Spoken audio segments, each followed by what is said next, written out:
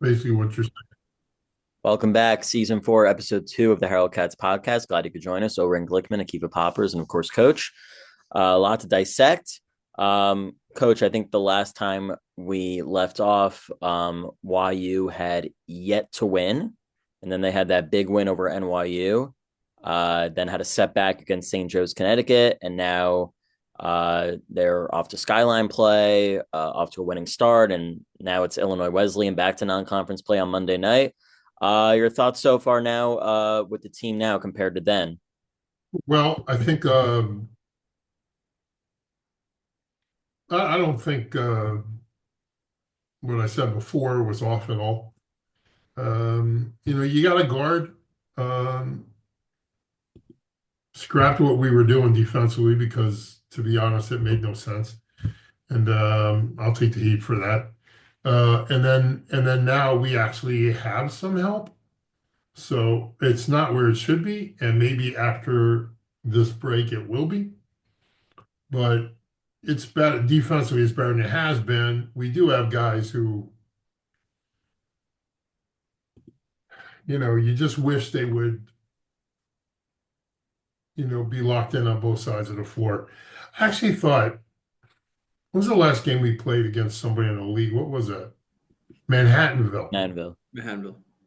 I actually thought, I don't think Zevi made any shots. I think he made like a couple. I think that was probably the best game I've seen him play from the standpoint of guarding people and helping. He didn't make shots, but he screened and he passed and the shots he missed were good shots. He just missed them. A couple of them. It's almost like was that the was that the game where he made like a bunch in a row and we stopped going to him? Or was that the game before that? Like Against Purchase? I'm trying to remember. It was a league game, but what teams have to understand, and especially teams that face it are not that smart, uh, when your guy is cooking, you need to ride that train as long as you can ride that. I used to tell my kids in high school and college, like everybody get on and let's ride him till he bucks us. You know what I mean? Like you gotta you gotta run with that. You don't. It's not often where you get guys get hot like Zevi got. And then all of a sudden, the next guy thinks he should shoot a three, and the next guy thinks he should shoot a three, and the next, dude, this is not political correctness sociology class. This is like, let's win a basketball game, and right now he's hot. Just like if you were hot, you would want the ball. Right now he's hot, get him the ball. That's not complicated. Do whatever we can to get him the ball. He has to do a better job of screening and getting open. But if that ball's going to this guy and he's jacking a three, and then I'm not sure if this was a game or it was that when he was hot, or it was the last one we played where we were beating somebody pretty good, and then we shot like three threes in a row on one possession. Shot, rebound, shot, rebound, shot, rebound. Next two shots were threes. The next shot was a three. Dude, you are killing them at the rim. You're shooting over 60% at the rim. That beats all the stupid math theories. Like we're at like 68, 69%. Like it beats all those dumb theories and that the analytics guys use, like if you shoot, if you shoot you're gonna have to shoot 60% to catch my 33%, whatever. Not only weren't we shooting 33%, but we were shooting over 60, 65%. Do you understand what I'm trying to say? Like the mathematicians are always like, if I go 3 for 9, you're gonna have to go 5 for 10 to take the lead if you only shoot twos. Okay, but I'm gonna get those at the rim. That's the theory of analytics. And as I said before, analytics tells you what happened. It doesn't tell you what will happen. And that's why analytics guys never go, hey, look at the Raptors when they run blah, blah, blah horns, they get blah, blah, blah, blah. They never do that. They never go, hey, check the Clippers out. They go, the Warriors or Oklahoma City or. So, I have no, Analytics is for all the guys who got picked last to have control of sports. When they're playing at recess, they were the last guy picked. And that's how their revenge is now. It's kind of like with me, it's like fashion. Like all of a sudden, dudes are walking around in tight pants. That's all the gay guys going, okay, you don't like us? Check this out. And so all the gay guys go like, hey, these tight pants, they'll work. And so now all the gay guys start getting everybody to wear tight pants in fashion. So now all the fashion people get them to wear tight pants. Well, that's all the gay guys going like, hey, let's put them in tight pants. You know what I mean? They're like, you don't like that? We're going to put you in yellow and pink. And then all of a sudden they're wearing yellow. That's revenge. Yeah. Okay. That's a joke, fellas, but there is some truth to it. Like you take like the fashion trends are basically done by women and gay men. I'm not trying to be, that's just a fact. So, I mean, maybe there's a few guys who aren't, but basically they're all gay. And so they're putting you in whatever they decide you should wear. As you see from my attire, I never listen to someone else because I am a savant when it comes to fashion. My wife will appreciate that, and my kids will know I'm right. So, they're playing better basketball, but it's all relative. Like if you, if you turn around and play Illinois Wesleyan and give the effort you gave the first five, well, it's not fair because three of those games I thought we were in the game, we were just stupid.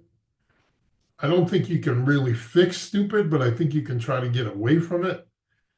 Um, so we were stupid down the stretch plus 6, 15 seconds ago, uh, up 20, what was that, 8 minutes left? I mean, you just 10 minutes left. So it was 16 with 8.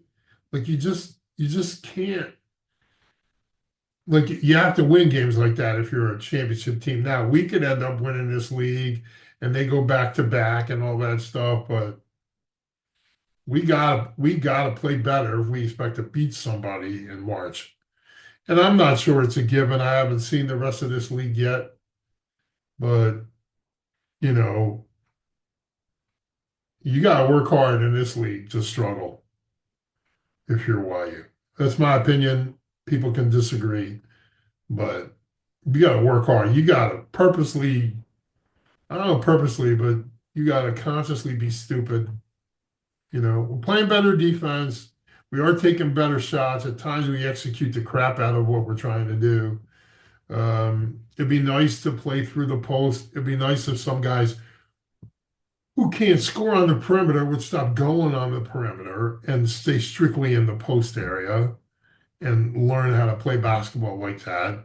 Because then you have decision makers who are not great decision makers making decisions that are not great. So if we improve on that, we have a chance to play for a while in March. If we don't improve on that, it's either going to be, hey, win a conference championship, lose the conference final, semifinal, or get beat in the first round of the NCAA tournament. But we are actually a little spoiled because we watched the growth of the best team that ever played at YU, and it's going to be they're going to be a hard group to beat because they, Yeah. at that point, the way they were playing at the end of the year, they were the best team in America. So Yeah. So you're someone who I think you would agree. I think you're someone who has no problem calling out the community. Um, and when so the community is wrong, yeah. the community always likes to hype up and build this IWU game as massive and big, because of the game a couple years ago. How do you respond to all that? Well, let's be clear. First of all, I thought the game a couple of years ago kind of exposed all the chinks in the YU armor. People forgot that the first 29 games of that streak were done by a totally different group, a totally different locker room. And I would argue that IWU should be lucky they didn't play that group. I mean, because that group, you could take Ryan away and you could take Gabriel away and you still had to deal with Halpert. and you still had to deal with the other helper. They're just a much smarter group. They didn't have prima donnas in their locker room as I think we did. It was a much they were smarter, they were better, they were basketball IQ wise stratosphere away from that group, and they had mad leadership on that team. So then was COVID, so I think we got 7 more, right? And then we ended up winning 14, and then they came to town. So, one could argue we should have got beat at St. Joe. Um, we kind of got away with some stuff. The technical foul late in the first half just underscored, I think it was late in the first half, right? It was just underscored everything wrong about what was wrong about that locker room. And ultimately came and is the reason we got beat at Johns Hopkins. They just didn't, as great players as Ryan and Gabriel are or were, they weren't Sim and Donnie in the locker room. There was Sim and Donnie had one voice, and the whole locker room was that voice. And they were great in that they gave everybody room on, let's just say, non-important matters to voice their opinions. But ultimately, it was Donnie and Sim who were making those decisions. And you had a locker room that was split by the time IWU came to town. A lot of people don't know that. Not an excuse. That's their fault. The locker room was fighting about shots, and that's what happens when you have no leadership. When you have leadership, dude, if you don't like it, leave. That's leadership. Leadership is your player. Okay. Good teams want to be held accountable, and the coaches hold the players accountable. On great teams, the players hold each other accountable. And at that point, when we played IWU, what people didn't know was the players were not holding each other accountable. They were actually doing the exact opposite and arguing with each other. I can just tell you from fires that I had to put out. And I'm not I'm not official part of any coaching staff, but I know the guys were calling me and even talking to me that night. So there was a major issue on that group because as great as Gabe and Ryan are or were, they didn't want to be the voice in the locker room. They kind of had to be, but they didn't want it. The reason they excelled was because Sim and Donnie allowed that kind of growth to happen. And to their credit, that's Simcha was a mean cuss. If you got on his wrong side, you were in trouble. And he made that locker room accountable. And Elliot needed dirty work done. He went to Donnie. Sim would police the locker room, and if you got out of line, he would just tell you to leave. And that's kind of how teams like that. So, I mean, IWU is just a great, it's a blue blood of Division III basketball. But,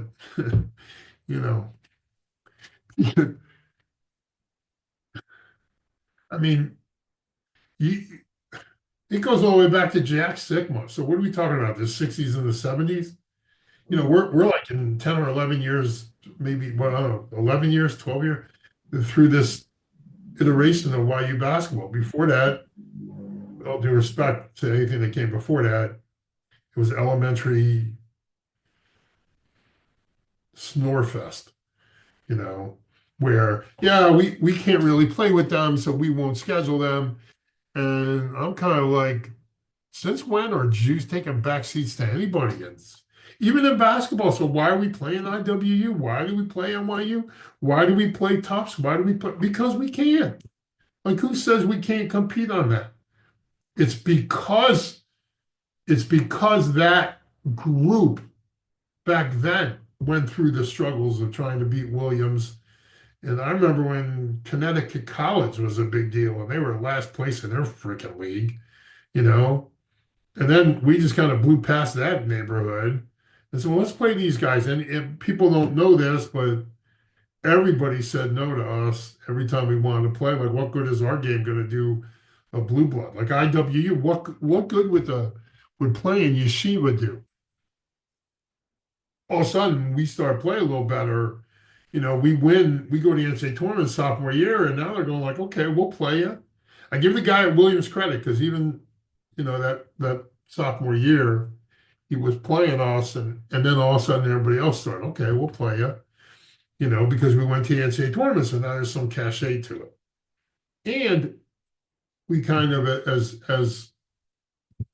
rough as that day was, the obvious problem of Board not being there, of Sim getting in early foul trouble, and still making a little bit of a run late in the game against a team that was actually pretty good.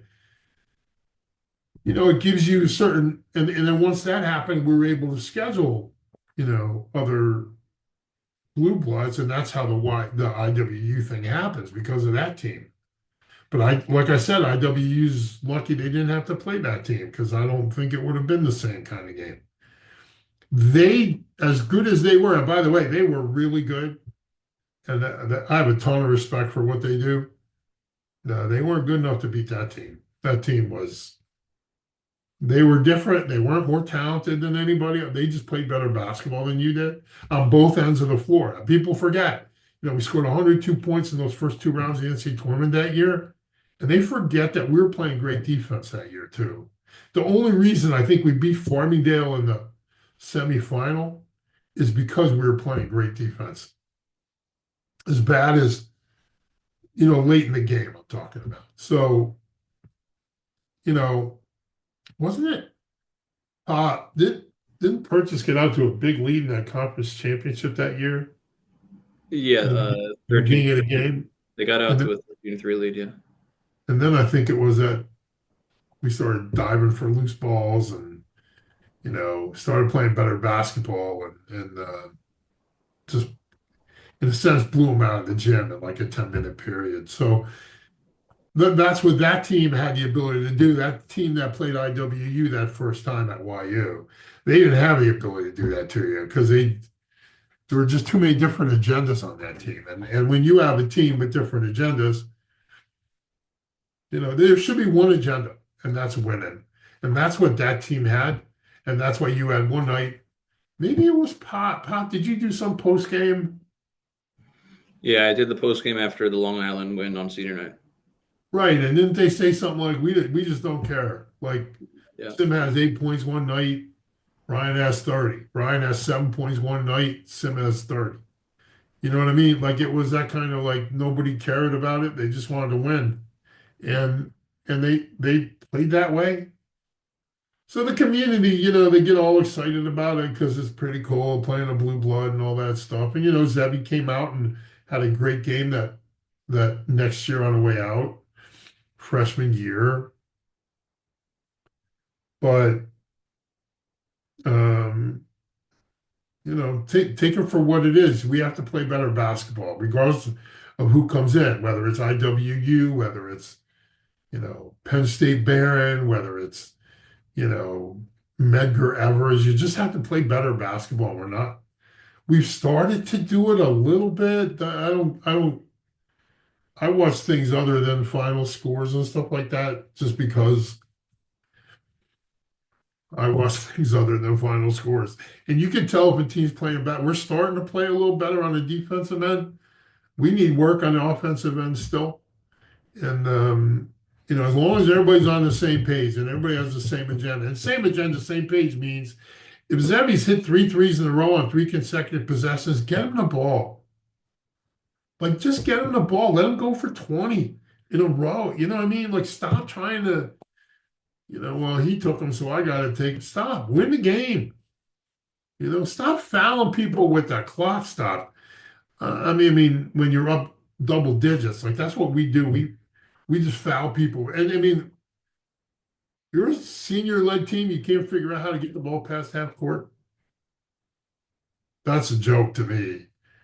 Like that, and if I'm IWU, and I'm not sure this is what they do, but I'd full court pressure this team until we prove we can handle it. I mean, if I was somebody in our league, I would do that, but until they figure out how to do it, until we prove we can handle it. To me, it's kind of easy. I've always said this. You don't have to be a great ball handler. You only have to be as good as the guy guarding you can guard the ball.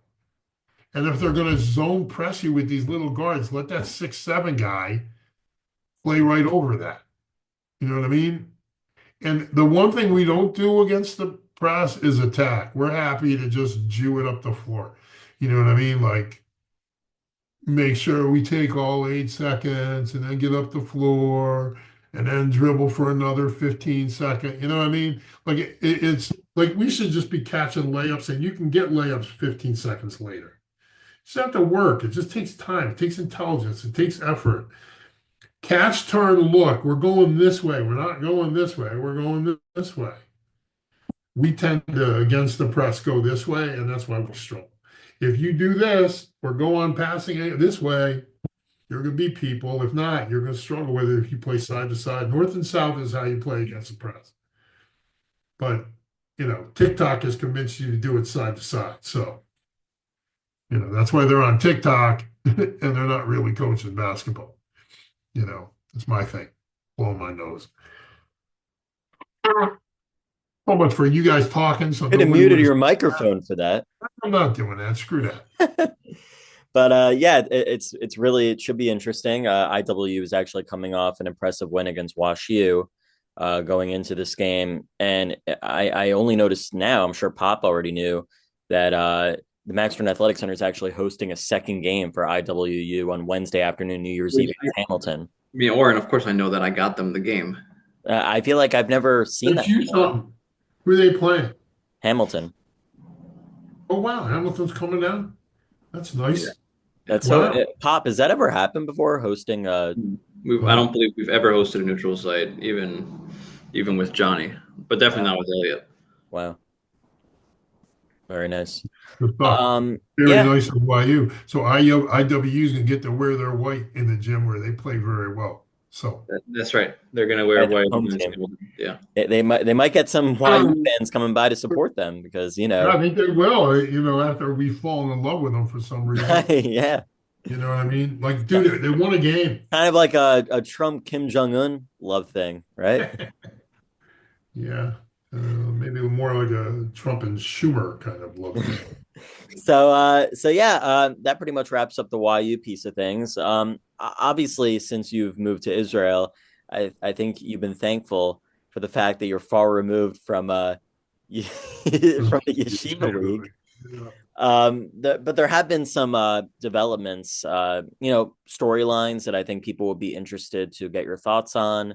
Are we forgetting about who we are as decent human beings, as Yidden, as holy Jews, that certain actions should not be made, in the middle of seasons. Are you talking about the firing of Brian Jensen at Fresh? Perhaps. I mean, you're a TABC athletic director, so you're not allowed to say anything. So I would make the disclaimer: these are my opinions and not Oren's or Akiva Popper's from Ramaz. This is the Harold Katz podcast. These are my opinions, and as much as Oren's begged me not to talk about this, I'm doing it anyway. I didn't say anything. I'm muting now. Go. All right, you're on the floor, Coach. Well, look, I think firing a guy mid-season, you've had X number of years you could have fired. And if you fired him, I remember I got a call once from an athletic director. I'm not going to say anything about who it is or where it was. And it was not me. It was not you. And the Barbarians were at the gate. And this athletic director was like, I don't know what to do. Should I get rid of the coach? Should I not get rid of the coach? And I said, well, first of all, this is why you get all that money they pay you. That's that Mad Men thing when she walks in and says, I want more money. And Don Draper says something to her like, why do you want more money? She says, I'm doing all this work. And he goes, that's what the money's for. You know what I mean? Like that's the money. You're getting money to be AD, make tough decisions. I'm proud of this AD that this AD did not listen because that team ended up having a pretty good year. But that was mid-season stuff. I have I don't care who you are. I don't care what money's talking in your ear. But you firing a coach in the middle of the season, and here's the problem. Okay, let's loop it into the Los Angeles Rams, who just fired their special teams coach. Because that game the other night is over. That was my fault, though. I 100% blame you. That game was over, and instead of kicking that thing out of bounds or what, that was the special. The Rams have lost 4 times this year, 3 times directly result of special teams. They had 2 possessions against the Eagles where they drove into Eagle territory. One would have put them up 11 with, I'm not even sure how much time left, kick got blocked. And then you're going to win the game with no time left. The kick gets blocked and returned for a touchdown. So what looks like a 7 or 8 point victory, 9 point victory, is actually a block kick at the end of the game from, I believe it was 29 yards. One of them was a 29-yard. Then there was another one where they missed a kick, I think against the 49ers. And then, so then you end up going for it on 4th down, don't make it, whatever, in overtime. And then this last week, putting the Shaheed, like that just made no sense to me. Like just make them drive the ball down the field, kick the thing out of bounds. Well, it's the same idea here. So that guy gets paid to win. You understand? Like Sean McVay gets paid to win. And he waited till game 16 to get rid of that guy, special teams guy, which he'd never done in a decade or so. You're a Jewish institution with a non-Jewish head coach in the middle of the year, and you got rid of him and then promoted, I guess, was this guy the JV guy or something? Was he his assistant or something like that? He wasn't. He was just a JV guy working the back room kind of thing. Like I don't have any evidence to make that claim. But you don't promote the JV guy when you have an assistant there. The assistant also get fired. The assistant's still there with the JV guy. And the assistant doesn't become the head coach. The JV guy becomes the head coach. Who's the head coach of the JV guy? His assistant? A different guy hired for the JV? The guy who was the assistant, he does both teams? Oh, you gotta be outside your mind, man. Okay, they have hundreds of kids for this basketball team at Fresh. Am I right about that? There's hundreds of them. Am I right about that? Or are you not going to talk because it's Yeshiva League and you don't want to touch it? You cowards. Shh. I'm working with Candace Owens. Okay, so this guy, I'm sorry, whoever made that decision at Fresh, this is not who we are. Unless Brian, and look, I played against Brian. I like Brian. I've talked to him a lot. Not, when we're in person, I don't call him up on the phone or nothing like that. He doesn't call me, but we played. I actually blew a 19-point lead to Brian. Thank you. That was one of your best moments that Pop recorded, right? What was that, Pop? What did I say? Well, I recorded when they were up. You were up like 3 minutes left in the second quarter. You're up by 20 points, and you're screaming at one of your kids. You're out the sub in. You better play defense. You're coming right back here. Dude, what's the problem with that? That was just a great coach line. You're just telling the kid, like, you haven't played defense all night. If you don't go guard right now, you're going to sit right back down. This is why we're plus 20, because the guys on the floor that you're replacing is guarding people. So, like, I know, like, I don't even know how many kids they have, and you cowards won't say, but I had 20 at that time that I had to choose from. And the fact that I'm playing with them and have a huge lead before I In the because school, just to clarify, you have 20-some kids in the school. yeah, in the school, not in the class or not in the team. Like they had more kids on their bench than we had in our entire institution. Just like when we played SAR the next year, they have more kids on their bench than our entire student body. We got beat. They did a great job. I can't even imagine what possesses you outside of money or some loudmouth parents just banging on the door and saying, get rid of the guy, get rid of the guy. What are we doing? What are you teaching your children? What kind of people are you trying to raise here? Like, I'll get my way, so I cry a bellyache to the guy. Dude, stop. Guarantee the entire team had a cell phone when they were little kids, some, what do you call it, in their pocket when they were little children. And now they've grown up and now they're playing basketball in this system. And now you've taught them if you bellyache enough, you can change things because you have power, you're rich, you're not rich, you just got a big mouth. I don't know what it is. But I'm like I told her,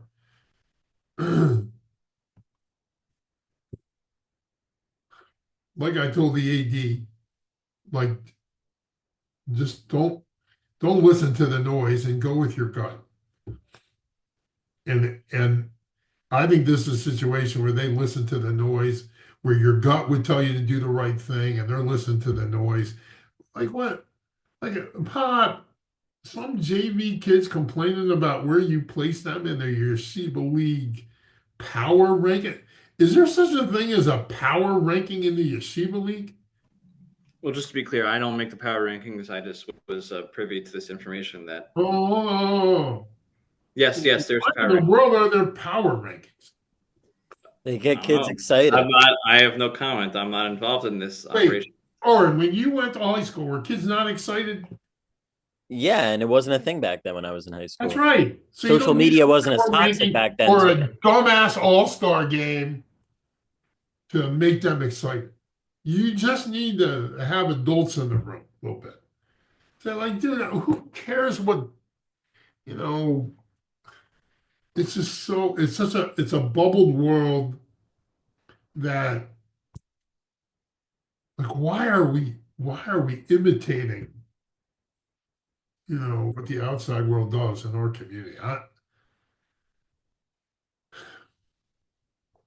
It's frustrating.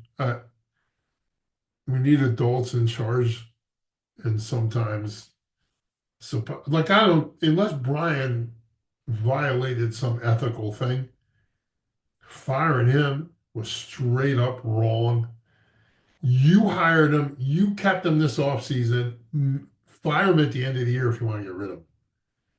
But to fire him in the middle of the season and then bring a JV guy up and a JV guy now both, I mean, come on. Are they winning, by the way, with this new guy? They're undefeated since their first game was overtime comeback against. Yeah. How many of those games do they have so far? 3?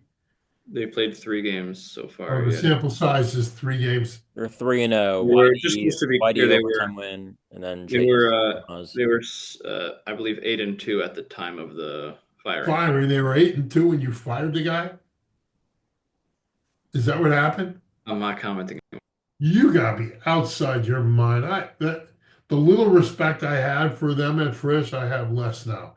And if people at Frisch get mad at me, I don't really care. I'm all the way over here. I could care less. I'm telling you, do the right thing, and you're not doing the right thing. You guys 8-2 because he's not playing your kid or somebody else's kid or like, dude, are you serious? 8-2.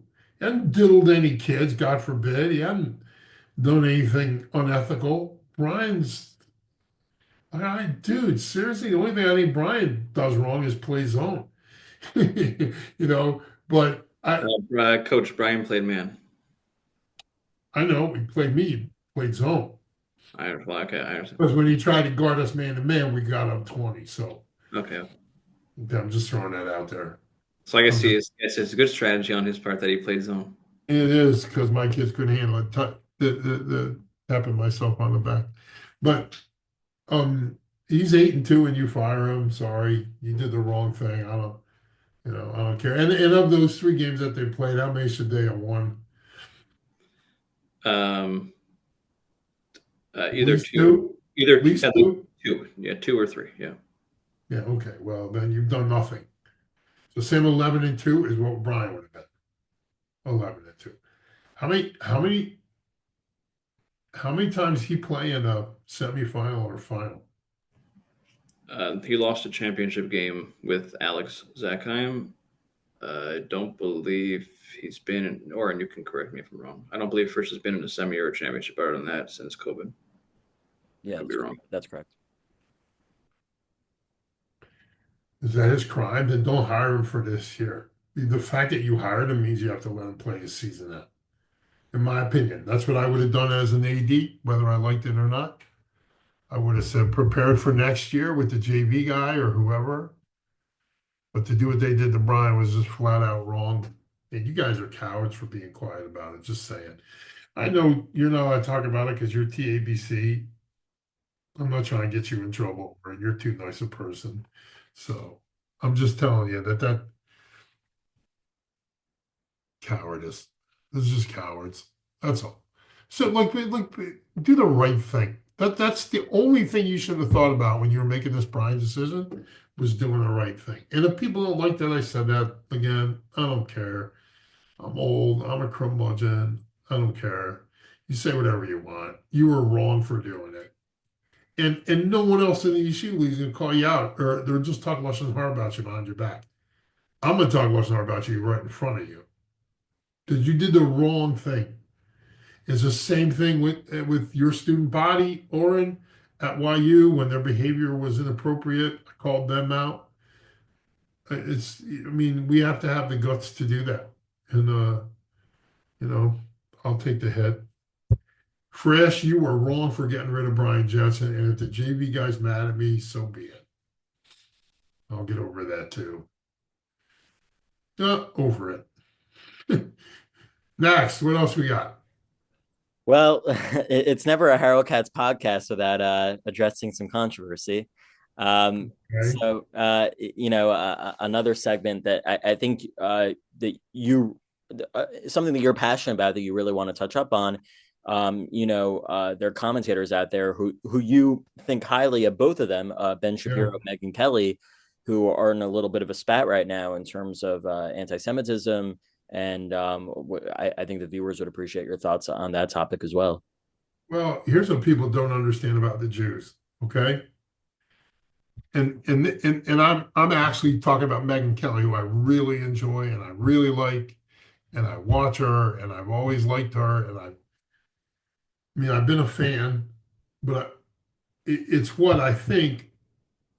I think Christians, Catholics, Protestant, they just don't understand the psyche of the Jew. It's not like, first of all, this Tucker Carlson dude, no one's keeping you from talking about Israel because you do it every single day. No one's trying to shut you down talking about the Jews because you do it every single day. But that's always kind of funny for me. Like, this nut job Candace Owens says the same thing. Oh, they're trying to shut me down for talking about the Jews. I'm not going to shut up. Dude, you're not shutting up. And you still talk about the Jews. So nobody's trying to get you to stop. Here's where the issue is that I think they all miss because they don't know. We grew up knowing that at some point, the outside world is going to turn on you.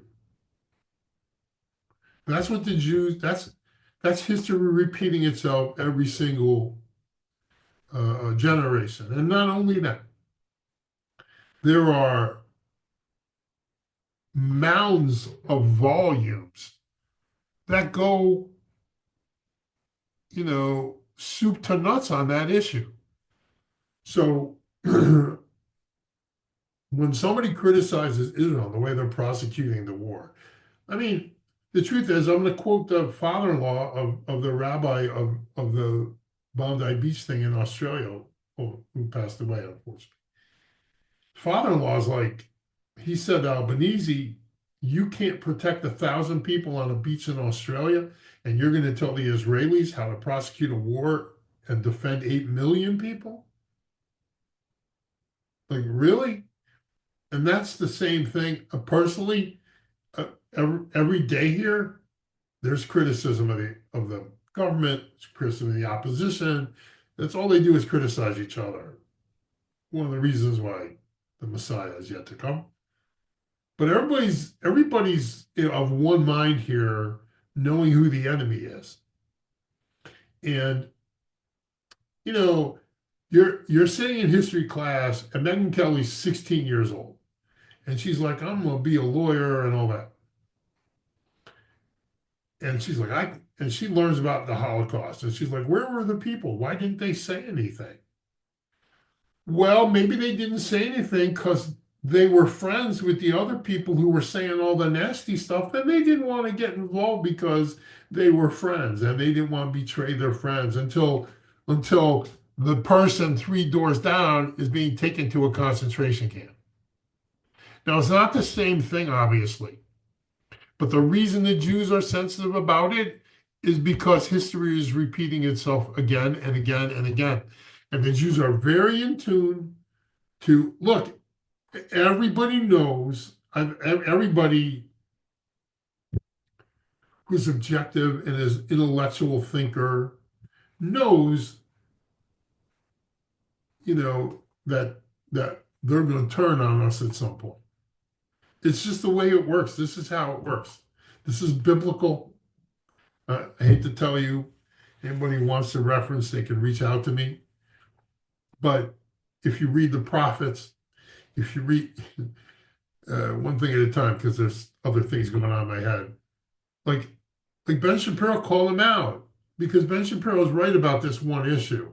Like, if it's one thing to say, yeah, if I was alive, I can't believe, I did it as a kid. How come they didn't do anything? And now we're doing the difference between now and the 30s is we have an army here. I mean, I want you to put this in perspective for 1 second. Like, I don't think people understand. You blew them up with pagers that you planted C4 in. Well, they planted C4 in these walkie-talkies like 10 years ago. Then Nasrallah got worried. So he's like, we're not going to that kind of communication anymore. We're just going to use pagers. Well, they already planted stuff in the pagers thinking that they had heard something in the grapevine. So then we blew those people up. That wasn't good enough. Then they started going back to their walkie-talkies, and the next day at the funeral, everybody's blowing up. So they died there. No Israelis died in the process. And then the Iran war happens. 538 ballistic missiles were shot here. And I don't know what the count is, maybe 40 people. Hezbollah, done. Syria, done. Iran, I mean, unfortunately, stuff with Iran is going to happen again, in my opinion, but they're paper tied. Hamas, I mean, think about what the Jews have accomplished with the help of God in the last 2 years. And I mean, think about the balls of an American commentator to sit there and comment on how the Jews should handle people shooting at your children. And they're going to say, Israel needs to stop. What, we should let them live here now? You want a 2-state solution? You already have it. The problem is the ignorance of even the commentator. Like, everybody's talking about, okay, do you know what the Nakba was? Everybody's like, the Nakba was the 48 war. No, the Nakba was the name that an Arab writer gave the 48 war because Israel defeated 5 Egyptian armies, not because Israel was,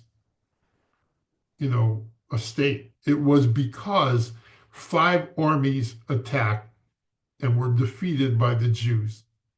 That writer, I think he was Egyptian, called it a Nakba, which is a tragedy or embarrassment, whatever it means. But people don't know that. They think that the Nakba is what the Palestinians, you know, they took the word Palestine and made themselves Palestinians in 64. And my question for all these people is, when they named themselves Palestinians in 64, was that because of the occupation of 1967 that the PLO started? The PLO starts in 1964 because of the occupation in 1967. In 48 through 67, the Egyptians controlled Gaza. The only reason it's called the West Bank, it was the West Bank of Jordan who controlled that. The Jews were not allowed to enter Jerusalem. As a matter of fact, a very interesting thing people don't know, there's a place called, well, King David's tomb is across, kind of like across the walkway from the diaspora yeshiva. Behind the diaspora yeshiva is an area where on all the walls are headstones for all the communities that were destroyed during the Holocaust. And there's a ton of them, not for people, but for the communities that were destroyed in Europe. And the reason that it's there, and underneath the diaspora yeshiva is a small little Holocaust memorial joint. And the reason that it's there is the Jordanians didn't let the Jews go past that spot. So the Jews couldn't go to Jerusalem. People don't realize that the Western Wall was a garbage dump. People don't understand that. So all these people who think they know, the big mouth Glenn Greenwalds of the world, the Tucker Carlson, they have no clue the history of the land. They don't know about the first Aliyah in the 1800s. They don't know about the second Aliyah. The Jews were here. There was no one living here. It was malaria-filled. And by the way, that's the other thing. In 48, they gave the Jews all the malaria land. Then they gave the Arabs the choice land in Israel. And the Jews were like, we'll take care of it. We'll do it. And the Arabs were like, no, that's not going to happen. And there's a reason for that. Is because this is a religious thing. It has nothing to do with land. It has to do with the Muslims believe they are the last word from God.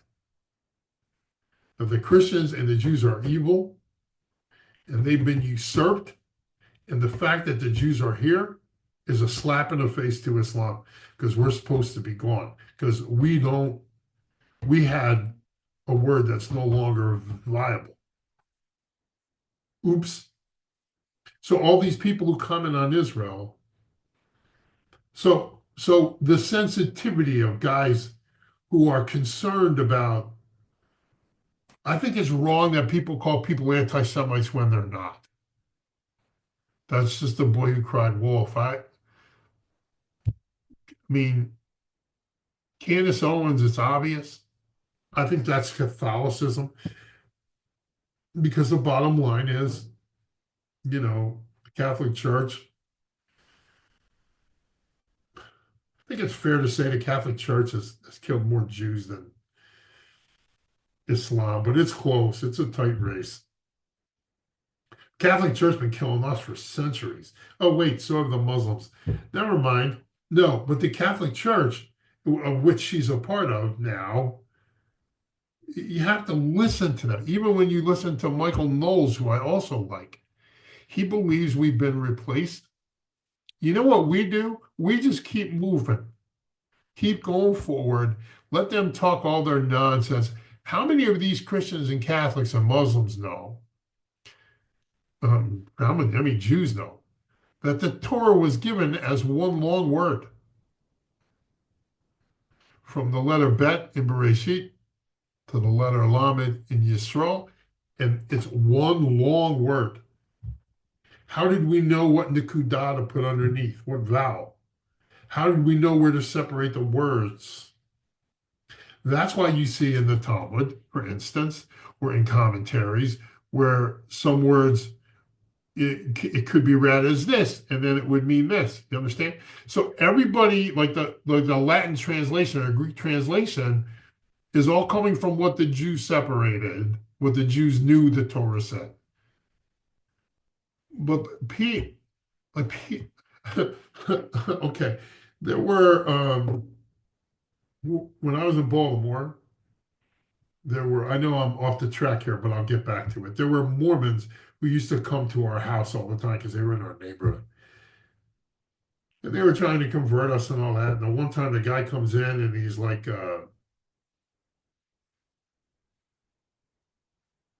he said that he's quoting, "Unto us a son is born," it's Isaiah 9:6.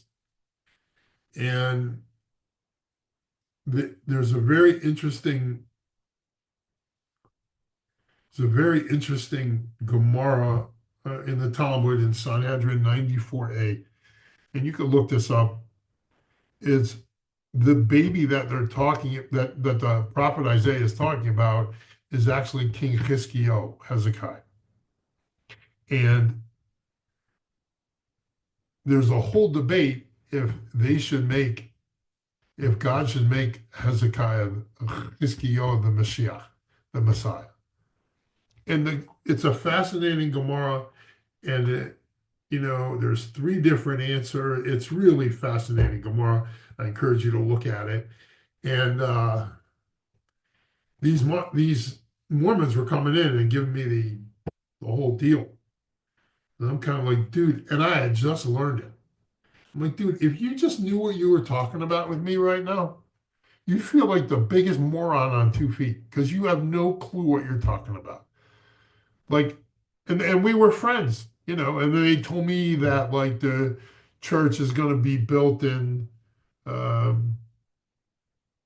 Independence, Missouri. I'm like, that's awesome. And he's like, well, why do you say it's awesome? I said, because I'm a Rams fan. And if Jesus comes and puts a church in Independence, Missouri, I mean, that's right near the Rams, St. Louis. I'm like, I'm good to go. Oh no, the Jews are going to Jerusalem. What? Wait a second. We can't even be part of your fictional whatever.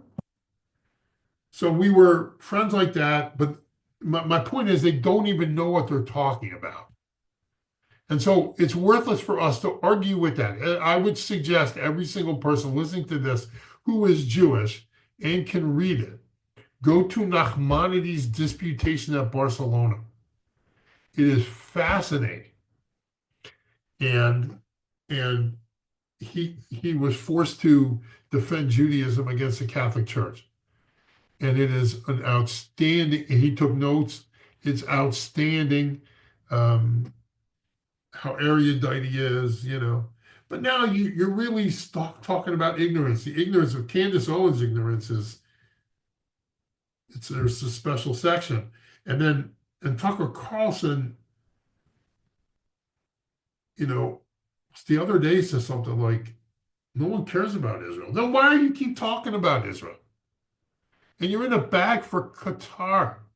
I was just listening to Dr. Moshe Kadai, who's a professor here. I would suggest everybody get a chance to listen to him, who said in 15 years, America is going to look like Europe. So take that as you will, guys. There's room for you on my block because they're building new buildings. But I'm just saying, at some point, the Jews know we're going to get turned on. That's in the back of their minds. That's the sensitivity that they display. So when Megyn Kelly's like, well, everybody's attacking me because I turned on the Jews. I didn't turn on the Jews. I just want them to stop prosecuting the war. And I'm like, dude, it's a social media war. We can't compete with all the bots that are out there. There's just in Eastern Europe alone, there's 4 million Muslims. There's 400,000 Jews. Or Western Europe. For all intents and purposes, Jewish life in Europe is over. The only place they don't know that is Golders Green in London. But like it's over. France has moved on from the Jews.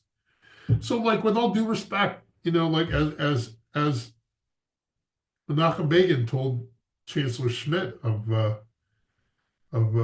Germany, you want me to make a Palestinian state so we should have rockets on our heads? Like, I don't know. Like, I'm responsible for all these people here. He's like, do I not know what happened? And he says, coming from Germany, do I not know what you people did to my people?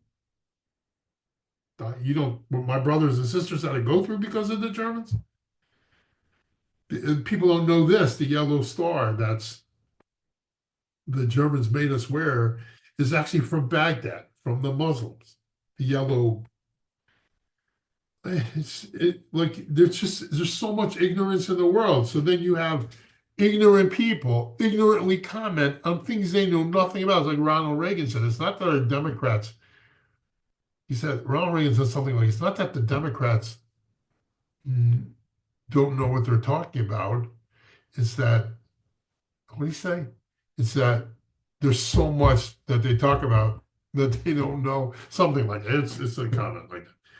The point is, that's why the sensitivity of the Jewish community. So instead of saying like, okay, I understand what the Jews are going through, you really want to, Dr. Phil actually is a guy who gets it. And just says, hey, I don't know what it's like to be a Jew right now. I can't imagine it's great. Now, me as a Jew, it's great. I mean, to be a Jew is great. To be a Jew in a situation like we have now, I don't know. But that as much as I like Megyn Kelly, she's missing the point now. You understand where the conservatives in America are. They control everything right now, and they are eating themselves. That's what they're doing. They're going to cost themselves the 2026 election. They're going to cost themselves a presidency because there's a wing. The left is gone. Forget them. They're in bed with the Muslims, and it's incredible that the most quote unquote tolerant progressive people are in bed with the least tolerant progressive people in the world. So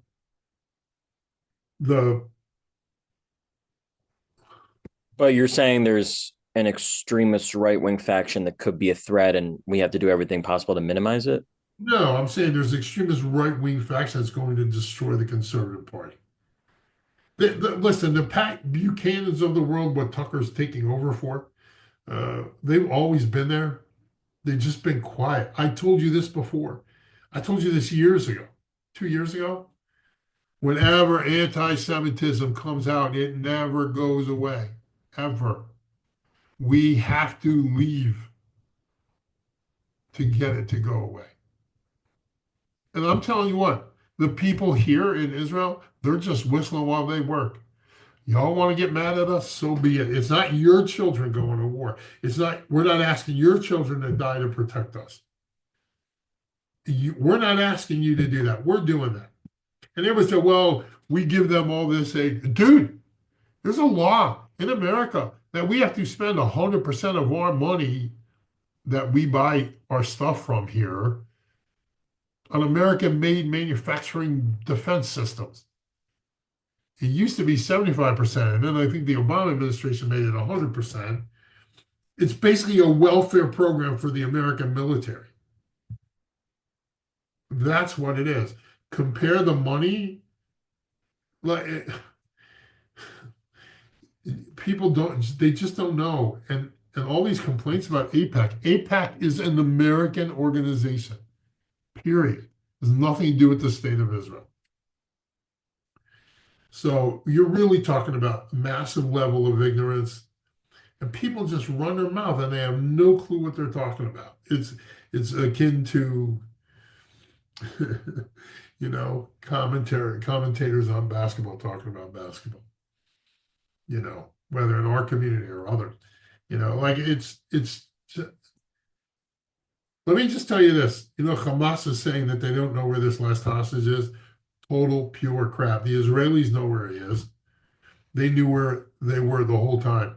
They knew where they were the whole time. And they know where he is now. But Hamas is just jerking us around. So as long as there's one person there, they know how much we value life. They don't value anything. And like, how was it reported in the American media? Here's a question for you guys. Was it reported in the American media that Hamas was taking baby formula and hiding it from their people? What is that? People can't hear you. Right? They can't see you. I don't believe so. Was it reported in the American media? Not to my knowledge. Sorry, I mean the lack of mute. Like, think about what was supposed to happen. What's supposed to happen was Iran, Syria, Lebanon, Hamas, they were all supposed to attack on the same day. Missiles, Hezbollah was going to send hundreds of missiles at us. Hamas was already doing it. Iran was going to do it. And Sinwar jumped the gun. And that put us on alert. That's what the actual plans that they found in Gaza said. How much was that reported in the American media? New York Times have it? Like, they don't tell you anything. So, with all due respect, I love Megyn Kelly and I like Ben Shapiro. I think he was courageous for doing it. And I think he was trying to save the conservative movement. He's not trying to shut them up. He's just trying to get them to not be. I personally believe that it's a lack of integrity on her part. Like, I get that she feels she's been betrayed by Ben, but Ben also feels like he's been betrayed by others in the movement. Because where are you? Here's your chance to live back in Germany and do what you said you would do when you were in college or high school studying about the Holocaust, when you had such moral outrage at the lack of people in Germany who were calling who were trying to make a difference. Instead, lawyers, doctors, they're all siding with Hamas. Oh, it's not Hamas, it's the Palestinian people. Listen, I just asked one question. Israel offered Palestinians $5 million cash, dollars, not shekel. $5 million cash for information about hostages, and 0 people took them up on it. So, with all due respect to the innocent Palestinians, 0. 0. Welcome to Islam, people. 0. And how many people know that Egypt shares a border with Gaza? And how many people know how many people Egypt let in? It's a joke. The American media is guilty. The commentators are guilty. The fact that here's the problem. The fact that Tucker Carlson had Nick Fuentes on his show and softballed them, and Megyn Kelly said nothing about it. That I love her, but I lost respect for her. But that didn't surprise me, because that's what's going to happen. I'm used to it. I understand it. I'm a student of history. I know that that's going to happen to us as Jews. So with all due respect, you know what tonight was in Europe? It was called Nittelnacht, because they used to go out and kill Jews tonight. I thought Nittelnacht was Christmas. It's January 1st, yeah. I thought it was the 24th. No. Not the Whatever it was. Last night, you mean? Yeah. Yeah, it could be. And then the 8th day was the bris, which is the 1st. And they beat us up then too. So like Jews just stayed in their, stayed in their houses. No, it's not much has changed. Nittelnacht in Australia was a couple days ago. In America, it's basically every day. They're not killing you in the street, but they're trying to. So there's, you learned all about it. Like, what would you have done if you lived in 1936 or 1938? Would you have stayed in Germany? Would you have tried to get out? Now, I hate to say it, it's very different, but it's, in a sense, anti-Semitism is not going away, guys. It's just not. It's out in the open. I think everybody just wears the cover of Palestine.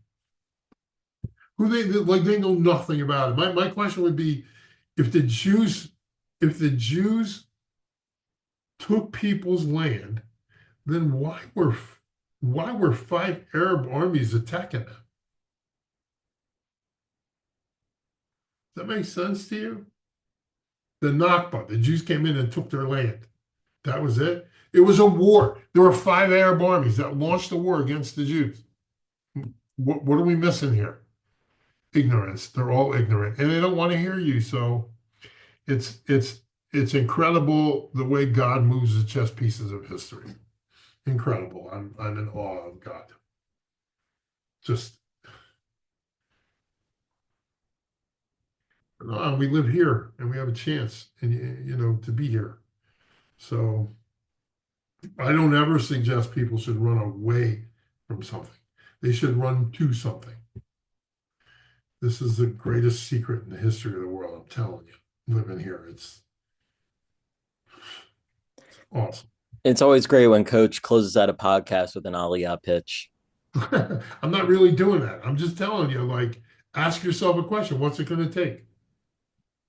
I know people can't do it. I mean, I'm brave. I did it after my kids all graduated, but like, more so, we're married. But from now till dead, what do you want to do? And so,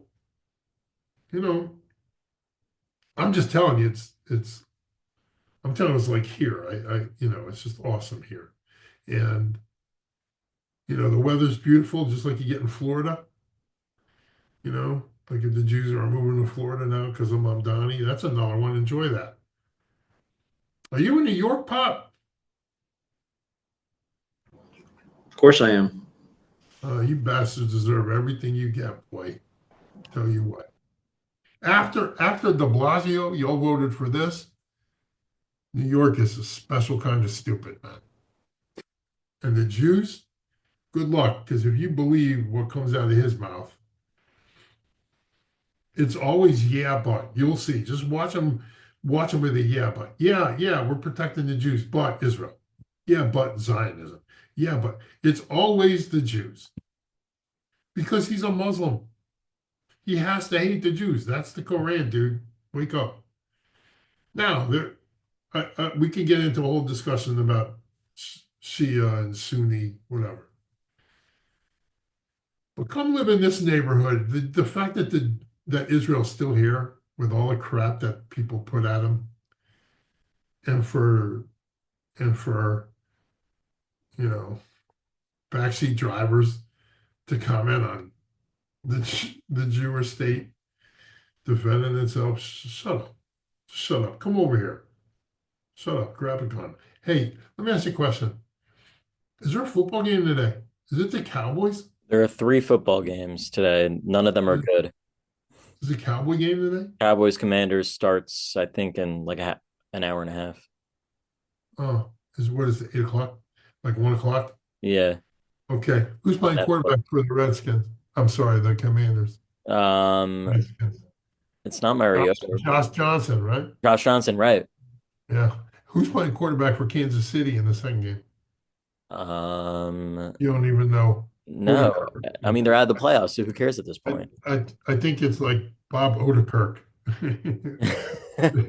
Whatever that guy's name is. The kid playing for the $5. So funny. You look up the Chiefs on Google, and like the top headline isn't even about a starting quarterback tonight. Could be Matt Castle, maybe. I don't know. Not Matt Castle. Could be Phillip Rivers. The guy's name like Odekirk or something. It's like something. And isn't there a game tonight that's any good or no? Denver? I mean, the Lions have something to play for. They play the Vikings. That's like the in-between game. That game's over. That's the one at 4 o'clock or whatever? Yeah.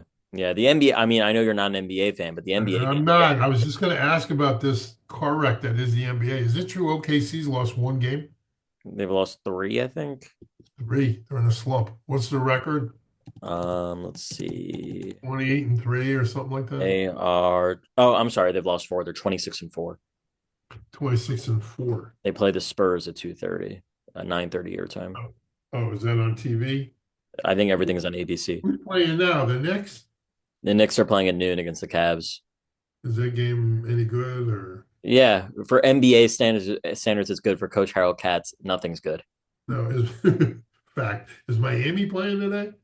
I don't think so. No, that would be too entertaining. No, we don't want that.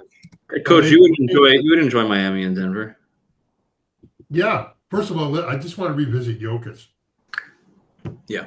Man, that guy can play now. I said he was top 25, right? Yeah. Yeah. So I don't think any of these games are like worth, a segment where we do a Coach Katz prediction. No, I'm not even talking about that nonsense. But hold on a second. Hold on a second. I just want to address one thing. And You always do. Yeah, I just want to address one thing. We're really going for a while, aren't we? Hold on. Like everybody's like, well, Larry Bird couldn't play today. Well, are you mental? Are you like Tim Duncan couldn't play today? Well, because he's not a stretch forward. Dude, he would take you in a post and abuse you because big guys can't guard the post no more. Like, dude, they want to take the kid from 2020 and put him in 1960 with all the advantages of 2020 instead of all the disadvantages of 1960. I've told you guys this before. The best players in every generation would be the best players in every generation. Larry Bird, Michael Jordan would get 40. As much as I hate him, he'd get 40 every night today. You couldn't touch him. You couldn't hand check. Isaiah, oh my God. You kidding me? Michael Jordan today? Wow. I mean, Chamberlain today? Holy crap, with today's, nutrition and all that. Chamberlain would own this entire league. Pete Maravich would be on TV every night. Magic. People are idiots. It's what I said, like the people commenting on basketball, they're just idiots. You can quote me. I'll bring it on. That's actually a better last line for the show than your Aliyah pitch. People are idiots. People are idiots. with that, have a great holiday season. Enjoy the IWU game. Idiots. Those people are idiots too. Everyone's an idiot. Huh? Everyone's an idiot. You're like Oprah. You're an idiot. You're an idiot. You're an idiot. Well, as always, we thank Coach. Somebody got to say it. Yeah. As always, we thank Coach for his insights, his perspectives. Colorful commentary. You can appreciate them. You can think of them as controversial. The beauty of it is that it's his show and he doesn't care what you think. That's what's up. So for Coach Katz, Keep It Poppers, myself, thank you all so much for tuning in. Hope you have a great rest of your day. And this is most likely the last Harold Katz podcast of 2025. We'll see you next year.